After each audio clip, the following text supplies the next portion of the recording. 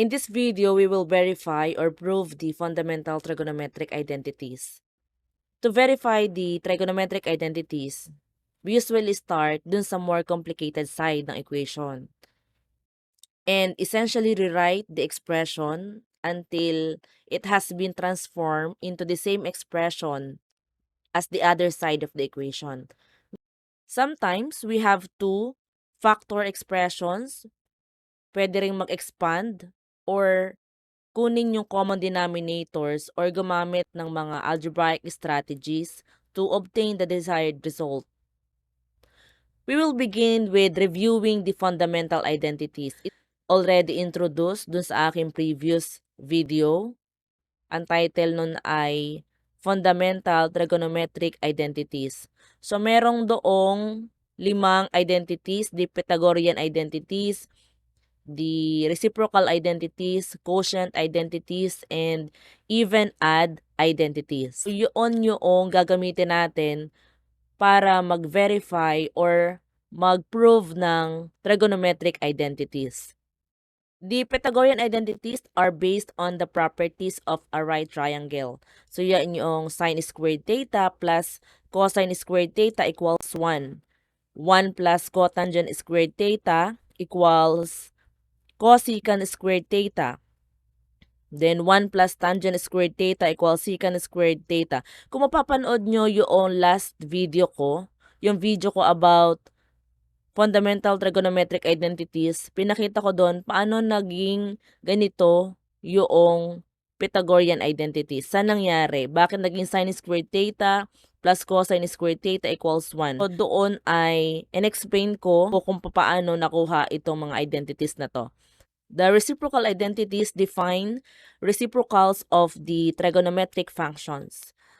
Yung sine, cosecant, cosine, secant, tangent, and cotangent.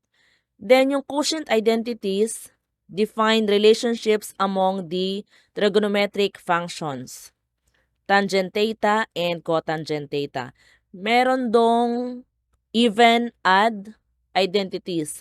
Dun sa video, 3 lang yung nandun, yung tangent, sine, and then cosine. Dito, meron dito ako nilagay na cotangent, cosecant, and secant. So, pwede tayo mag-derive ng iba't ibang identities na dito. Identities are statements that are true for all values of the input on which they are defined. Meron din akong video kung paano ko in-explain ang pagkakaiba ng identities and conditional equation.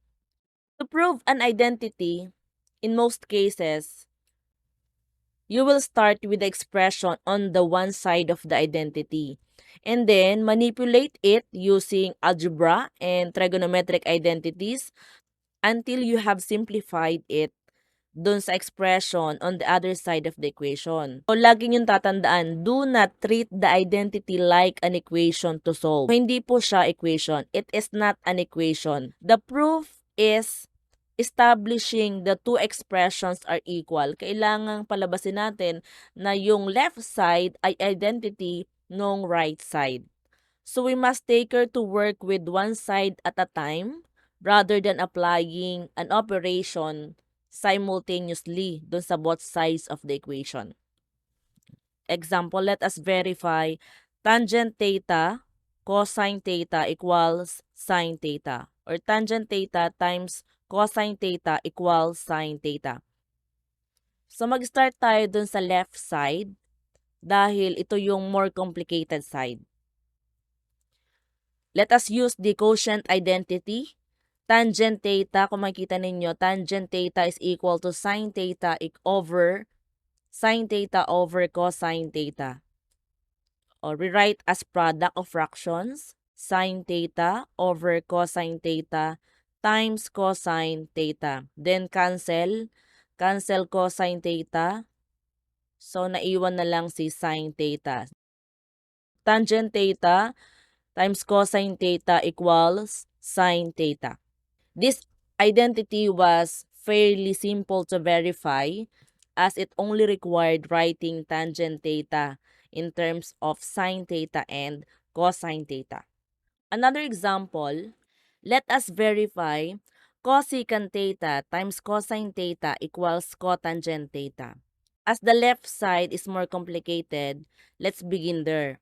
Cosecant theta is equal to 1 over sine theta times cosine theta. 1 times cosine theta is cosine theta over sine theta. Cosine theta over sine theta is cotangent theta. Let us try example number 3. Cosecant theta times tangent theta equals secant theta. Cosecant theta is 1 over sine times tangent is sine theta over cosine theta.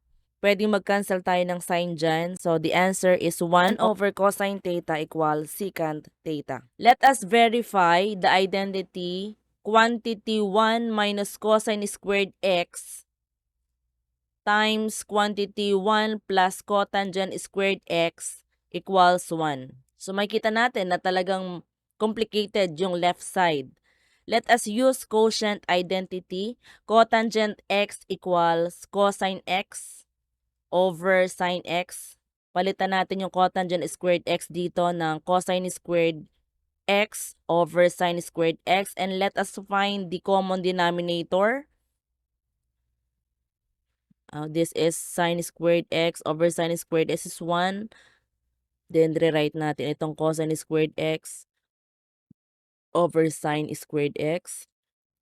Let us use the Pythagorean identity. Cosine squared x plus sine squared x equals 1.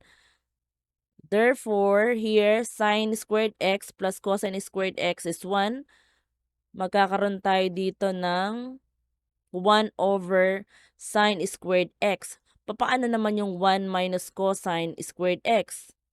1 minus cosine squared x is equal to sine squared x. Cancel natin yung dalawang sine. So, ang natira is 1.